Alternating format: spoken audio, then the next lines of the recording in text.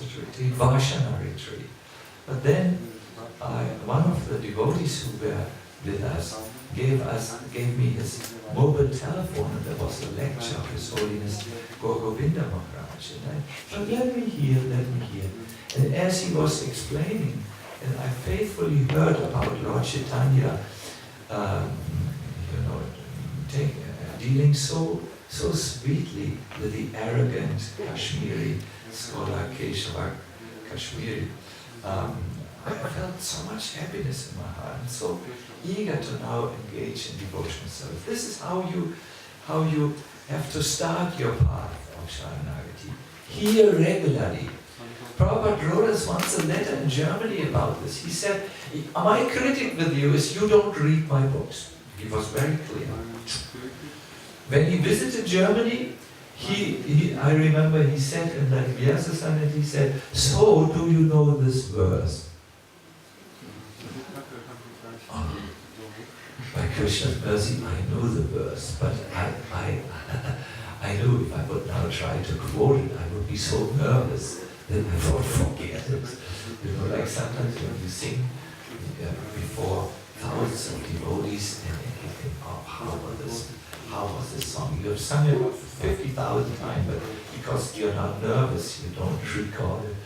So I must say, I knew this verse by Krishna's mercy, but when I don't say anything, I get the sauce.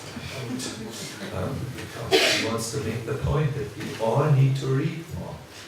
And then after this, he wrote us a letter. Prabhupada was so much on this point. He said, when you don't read the books, after some time there will be no more Haribol, Haribol. All this will go. You will give up this part. So Bhaktivinoda Thakur, he says here, I will faithfully hear the discussions of your glories. That we will do in the afternoon. Then, he says, I will see your abode to my eyes' full satisfaction.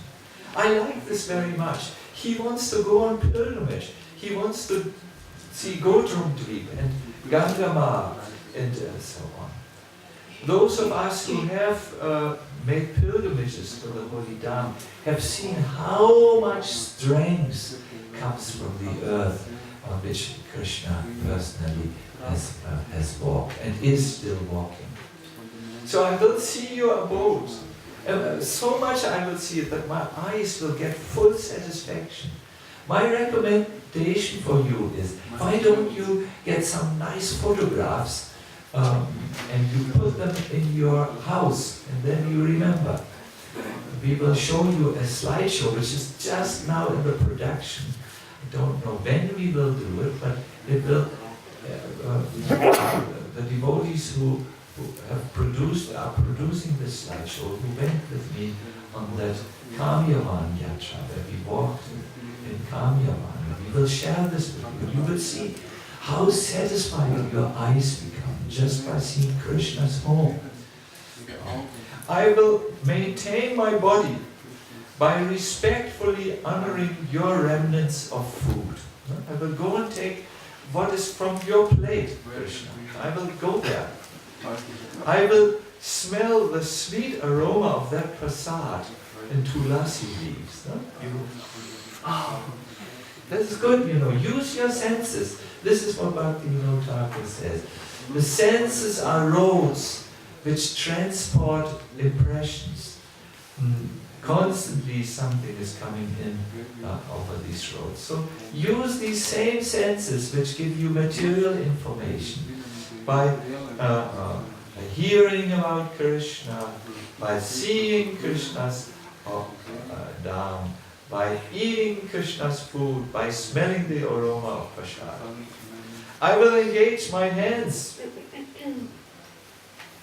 in your service, and I will continuously reside in your abode. This is what the Bhakti Shastras say. If you can't reside physically in the Holy Dham, do so at least mentally. I will dovetail my desires in your service. I have desires. I like music. I like to do something. But I will dovetail my desires in your service. I will make bhajans for you. And I like to do something. Here, let me start a project and so on. Let me invite people to my home.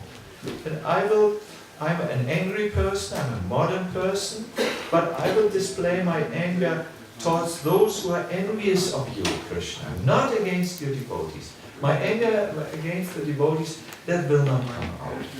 I will let it come out against the materialist, if it has to come out at all.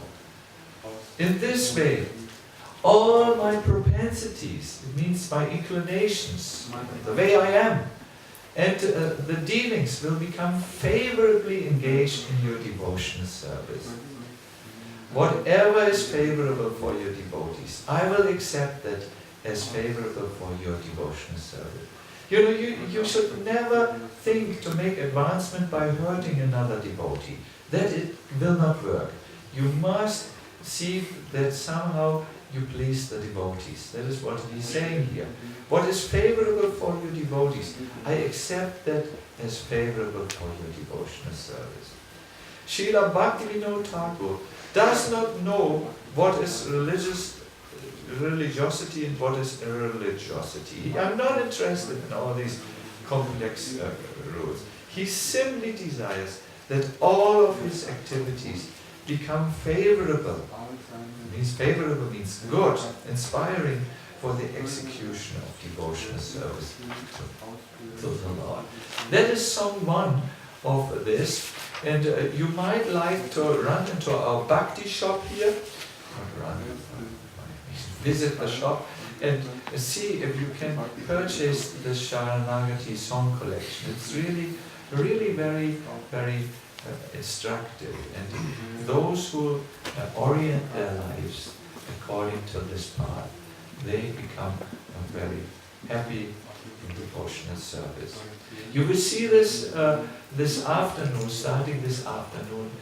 Actually, we started yesterday already. In the life of Akrura, for him, for his situation in life, it was good to stay in the government of who? Kamsa, yes. Outwardly he was a Kamsa Dasa. Because this is the way, was the way how he could have darshan of Krishna and serve him in various ways. So we will hear now talk how this extraordinary devotee is, this often misunderstood devotee, is making his journey to the meeting of Krishna. We will hear this in the afternoon.